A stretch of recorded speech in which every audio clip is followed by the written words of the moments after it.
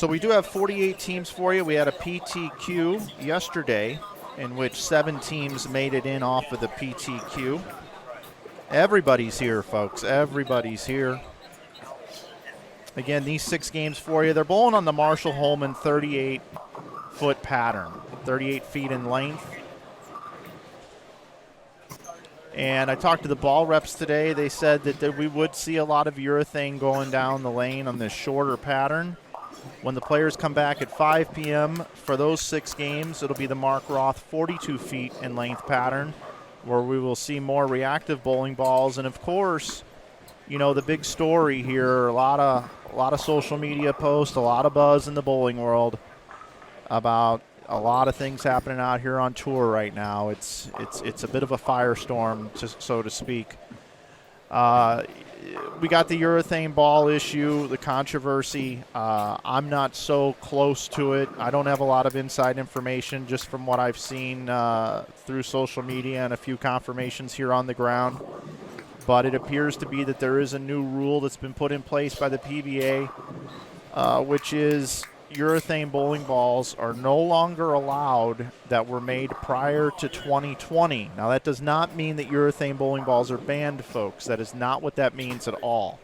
All it means is the ball has to be produced in a factory from 2020 to now, starting with our next event, from what I understand. And the reason behind this that I've seen is that urethane balls over time can get softer. Some of them do, some of them don't. But enough of them do that it creates a hardness issue. And the PBA has made a rule change on the national level. This is not a USBC rule. This is not a PBA regional rule. This is for national tour stops only. And this is the only time I'm going to talk about it. If you have a urethane ball or you want to use urethane, the ball has to be manufactured from 2020 to now. And it's going to be a 2-year rolling rule every year. So next year it'll be 2021 balls and newer and so on. And that's in an effort to control the softness issue that occurs with urethane bowling balls over time. And one of the largest reasons why that is what they've decided to do is just think about how many players are here. We have 48 teams, 96 bowlers. The average bowler brings 12 balls. I want you to think about that for a minute. You've got 12 bowling balls. I'm pulling out my calculator. I'm pretty good at math, but I want to get this right. 12 bowling balls times 96 players. That's 1,152 bowling balls.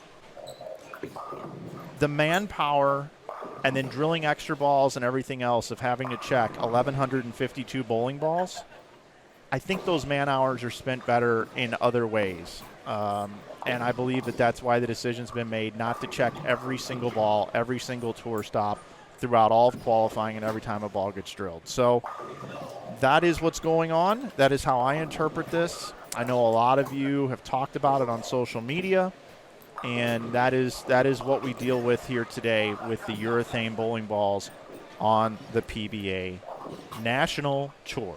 Okay?